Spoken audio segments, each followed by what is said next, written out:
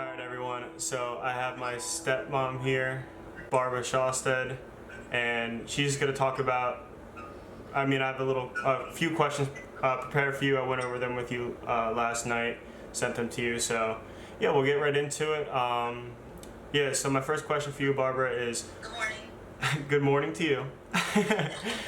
That's a great way to start it. So, when were you diagnosed and at what age? Okay, I was diagnosed in October of 2008.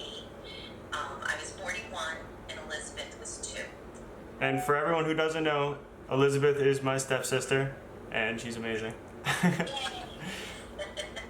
She thinks you're amazing too. And then my next question would be for you is, so how was the cancer initially detected? Well, it was pretty by the books. I was feeling bloating. I couldn't go to the bathroom. I never felt like I was finished going to the bathroom. I know this is kind of gross talk. But yeah, it just changes in color of your stool. And then the last part is when I was drastically losing weight. Like I would lose weight 5 pounds a day. Okay, so you were kind of able to notice something was wrong. Yes, definitely. But thank God I waited a long time. But thank God I did see a doctor. I was just in the nick of time, actually. Yeah. Well, I'm glad you did, cause well, me too. now look at you, look at all beautiful. But it's so important. People just say, "Oh, it'll go away, it'll go away, it'll go away." But you know your body better than anybody else, any doctor. You know when something's wrong, and when you know that there's something wrong, do something about it. Because everyone says it thinks it'll go away, and it doesn't. It just gets worse. So, Yeah. It's as simple as getting a colonoscopy, which is horrible. I've had probably 10 or 12 of them since then. Yeah. And but now it's so much easier to do, and it's the sleeping afterwards is awesome, and it's a polyp, and that's all you're getting rid of in your large intestines. And if you don't take care of that polyp, what happens is it just gets larger and larger, and then you're in trouble. So, yeah, I was lucky. I only had stage 2, and they really couldn't believe it. But I had emergency surgery because it was so large, the tumor. It was going to obstruct my intestines. Yeah. So I was very, very lucky. Yeah. God does some great things. Well, there's a purpose, always. Always a purpose. Everything happens for a reason. That's right. All right. So my next question for you would be, were there any programs or services offered to you that helped you with the treatment process? No, I didn't do anything. I just had chemo, and I had a good doctor, and I had good family and friends support me at my church. No, and I just stayed positive. Yeah. Everything is about positive, and I think actually having my daughter being so young, it just kept me focused. Yeah. You had a bigger purpose. Yeah. So that was my circle. My family, friends, and church. Yeah. Okay. My last question for you would be, what message would you like to provide to the people in the community? Just like you, stay healthy, stay positive. Especially nowadays, just take care of yourself, and then you can take care of others better. And love yourself and love everybody. And if you find any symptoms of any kind, not just colon cancer, go get tested. Go see a doctor. It'll be a lot easier and simpler. Yeah. All right. Well, it was great talking to you. I love you. You too. I love you so much, and I love you so much. I will hopefully see you tomorrow. Correct? If Yes. you'll be at my dad's. Yes. All right. I will. I'll see you tomorrow. Right? You have an awesome day. I love you so much. All right. I'll talk to you later. All right. Bye, sweetie. Peace. Thanks. So, for everyone who's tuning in, I have Bonnie Grant here, Communications Director of the Colon Cancer Coalition, and works directly with Maria Grasso, who's the Executive Director. And Bonnie, you said that, or welcome. Thank you. So you said that you could fill me in on some, well, I have a couple questions prepped for you. I don't know if Maria showed you them or not. But yeah, if you want to touch on just kind of like her background as to why she started it and what were her intentions from the beginning. So, Maria Grasso lost her own father and grandfather to colon cancer, and it was pretty devastating. She was very close with both of them. And in 2009, she had visited a colon cancer coalition event in New York. It might have even been earlier than 2009, but 2009 was the first year it was held in Philadelphia. And she came back inspired that she could start this in Philadelphia, that she could do this in Philadelphia. We have a very large region of excellent medical schools, hospitals, universities, research centers, 4 national cancer designated institutes.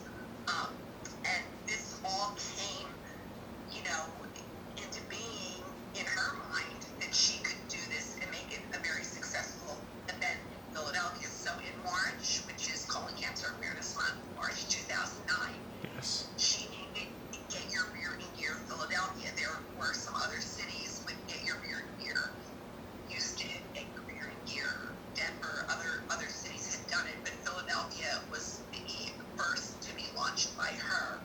And it started out with a lot of interest, and there were educational partners in the cancer institutes that she partnered with, and they were on site at the event, and it was a running event, and there may have been 500 or 600 the first year. So since then, it got more popular every year. We tried to brand it as the largest colon cancer awareness event in the Delaware Valley, the greater Philadelphia region, which is Pennsylvania, New Jersey, and Delaware. Mm-hmm. And it grew to thousands of participants over the years. So in 2012, I don't know what the stats are this year because it's a bit different because of COVID-19.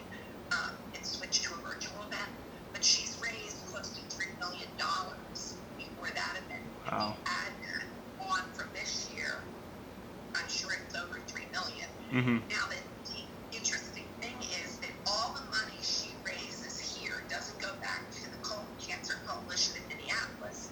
It stays here in the greater Philadelphia region, and it funds research, awareness, education, and teaching. And she gives it right back to the institutions that she partners with, and she's made an amazing difference in some of the research programs.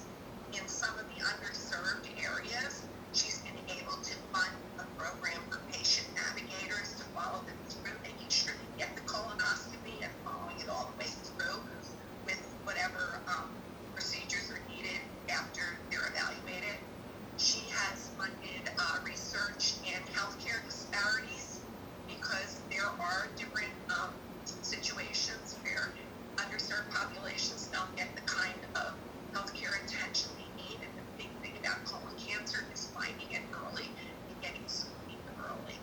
So, it's been amazing to watch her. I'm her colleague, I'm her friend, and I also helped with this event, trying to get media placement and recognition for her, and she has evolved into annual awards and has met some amazing people. Oh, that's awesome. Thank you for all that. That really means a lot. So I just have a couple more questions. I mean, you touched on a lot there, which was super helpful. So what is your role as communications director at the Colon Cancer Coalition? My role is to help Maria get the word out. She has a mission, and her overall message is screening.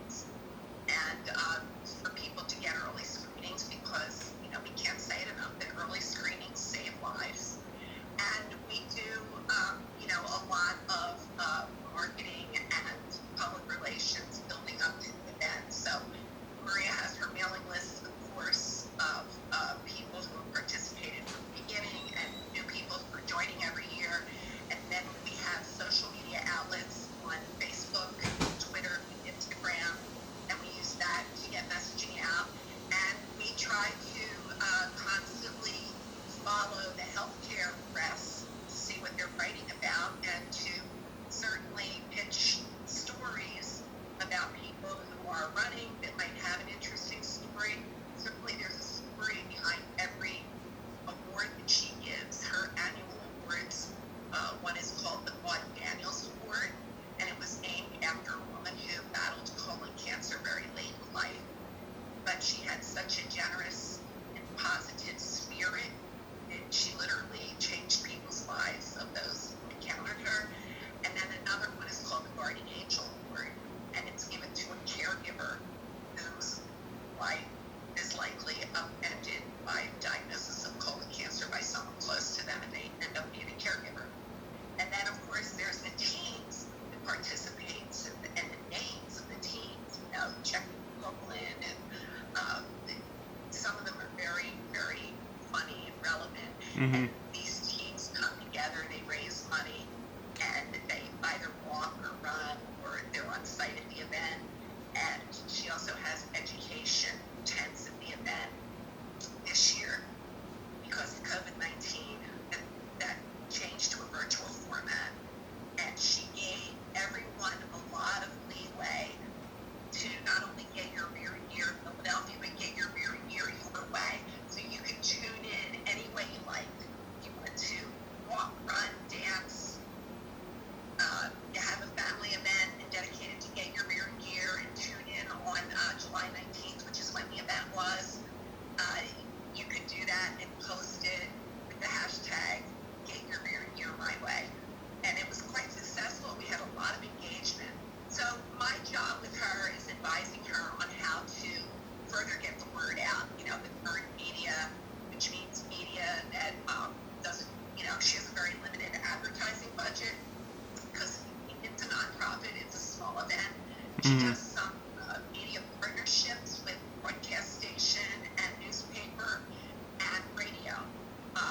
And it's been quite successful, and we hope to grow it even more as she continues. That's awesome. That really is. Wow. That's what my job is. I'm trying to help her with all of that, anything communications related. Yeah, that's so cool. I love it. Because, like, one of my good friends, he was the one that got me into, like, understanding it a little bit more. Didn't really touch on too many subjects. Another thing he did mention to me, beyond Get Your Rear and Gear, there are some other events that you can partake in, correct? It's like a pageant or something? Oh, so what happens every year is we ask the doctors that are affiliated with the medical institution. There's 4 or 5 medical institutions she's associated with. We ask doctors to nominate their patients to participate in a fashion show. And it's called Runway for a Cure. So that also is held. It used to be held only a few nights before the main event. This year it was held a month ahead of time, which gives her a lot more time to focus on it. Or this year it was more of a gala format. Mm-hmm. So the main event is a fashion show, and it usually features anywhere from 8 to 12 survivors, and in 1 or 2 cases caregivers, who are transformed and elevated by being, it's a night of glamour, by being glamorous, by being, dressed to the nines. They have outfits that's selected for them. They're choreographed to music. It's a big production, and it is just really underscores how victorious their battle, winning the battle, or fighting the battle, or maybe they're doing it in honor of someone who's already an angel. But it's just a great event. It's a very feel-good event, and anyone could tune into Facebook and search that event and watch it on social media, some of the highlights. So and just as like a link, so that would be through the Colon Cancer Coalition on Facebook, correct? It's Get Your Rear Gear Philadelphia. Okay. So Get Your Rear Gear Philadelphia is the local event. The Colon Cancer Coalition is the broader parent organization. Awesome. So Colon Cancer Coalition has several Get Your Rear and Gears in different cities. I believe, I want to say this, that Philadelphia might be the largest one. That's great. So it's called Get Your Rear Gear Philadelphia. You can find it on Facebook, Twitter, and Instagram. Okay, awesome. Thanks. And then just to kind of wrap things up. So obviously you touched on a lot of stuff so far, and I really do appreciate all that. Just as a message to provide people in the community, like what would your last like words or statements be regarding that? Just letting people know. Well, it's going to be about the pandemic. We're in a very tough time right now. Obviously, 2020 isn't turning out to be what anybody wanted. And there's a lot of health challenges. And a lot of things are canceled, but cancer is not canceled. And it's more important than ever to pay attention to your health, pay attention to changes in your body, and pay attention to, continually getting checked when something might not be right. And get a colonoscopy. When you're over 50, I believe they start, anybody with a family history can get them at age 40 and over. And they're usually once every 10 years. I just had my second one a couple years ago, and because I had a polyp that was removed, it wasn't a big deal. He just said, come back in 5 years. It is easy. People think, oh, colonoscopy, the prep, they think all these horrible things. It's not that bad. There's one night of prep. You go in, you go to sleep, you wake up, and they usually say, see you in 10 years. Yeah. So that is the easiest way to prevent colon cancer, because if there's a little polyp or spot, they remove it right there and it doesn't turn into cancer. That's awesome. Well, Bonnie, thank you so much for everything. We want to thank you for your efforts of raising awareness in these broadcasts that you're doing and bringing attention to it, because it's helping to get the message out that early screening saves lives. And obviously you've been impacted by people in your life who have been touched by colon cancer, and everybody has. Mm-hmm. So what you're doing, and do you want to tell us a little bit about it? I mean, yeah, so pretty much what I'm doing is, when I originally signed up for the 5K I signed up in February to run it in March. And at that time, so I've been pretty much on a really big fitness journey ever since last September. I weighed 50 pounds more than I do at this current moment. And thank you so much. So like through a lot of like hard work and dedication, I got to where I am now. And at that time, a 5K was actually very difficult for me, and for a lot of people it still is. And a lot of people were trying to have me run it under 20 minutes, and it was going to be a really good test. And I was like, all right, like that's really cool. At this point, it's almost 5 months past that point, and I've been continuously running and developing and getting faster and running longer distances. And one thing I've always said I wanted to do was run a marathon. So this was, it was almost a no-brainer for me. Once Maria said she'd send me that shirt, that pretty much locked it in for me, and I was like, I'm doing this. I wasn't really training too much distance. Once she said that she was sending that shirt out, it pretty much locked in. I started reaching out to all my friends who were runners. I reached out to my aunt who runs a lot of marathons, just trying to learn as much as I can in such a short amount of time. But I'm really excited for this, and something that is going to be very challenging for me. But everyone's got their own fight, and this is going to be my fight and my challenge. So I thought that. Well, and we will help you spread the word, because what you're doing is fabulous, and congratulations on your own fitness journey. That can only be good. And I also understand that you were friends with the Doherty family. Yes. Yeah, John Doherty was in a fashion show 2 years ago, and we're so sad we lost him. He was an amazing guy with a wonderful family, and that is just really special. Yeah. So anything we can do to help raise awareness of your marathon. What's the date again? So it's going to be next Sunday, August 16th, and I'm definitely starting it pretty early too. I'm going to start running at 5 a.m. So I'm trying to beat the heat waves, because they're a little rough down by the beach. But just going back to that, I mean, that was a huge reason. John Doherty and his son Shane Doherty, he went off. He's actually playing professional soccer out in Ireland right now. So he just got back out there. He might have his first debut back in Ireland tomorrow. So fingers crossed. Oh gosh, that's great. I know. So yeah, it's just, at least in your organization, and just talking to the Dohertys, I just know that what you guys are doing is amazing, and it's impacted me, and I know that I can impact a lot more people, and that's the reason why I'm doing this, is just to spread a little more awareness and let people know about something that does impact a lot of people. So Yeah, and Maria has done such a wonderful job, and I know her father and grandfather would be very, very proud of her. So we continue to rally around her, and she does great work. yeah, well, thank you so much, Bonnie. Thank you, Will. It was great talking to you, and I will make sure I include all of the links for all those donations in my description for my video, and I hope that you can check it out. Will, absolutely. Thank you. Thank you so much. Have a good one. Bye. Okay, you too. All right, everyone. This is going to be a pretty long video, but I think that it's very worthy of the length if you guys can really tune into it. There's a lot of good points that Barbara and Bonnie both mentioned throughout that video, and I really hope that you guys can check it out. If you haven't seen my last video on the marathon, what I'm doing, when I'm doing it, please check that out. I'll include the link right up there or somewhere on the video. But check that out. I would love all the support from whoever. This is going to be a really big task for me. I've never ran a marathon before.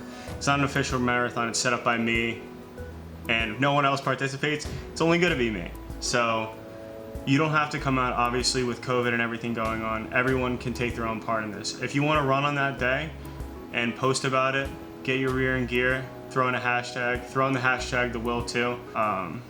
Thank you so much for everything you've done thus far, and yeah, if you guys could just like, subscribe, share this video, it'd be greatly appreciated, because I just want this to be out there so that people can really see it in the true light from people who are in the organization and what they're doing. So thank you one last time, and I will keep you updated on my marathon training up to next weekend. So have a good one, all right?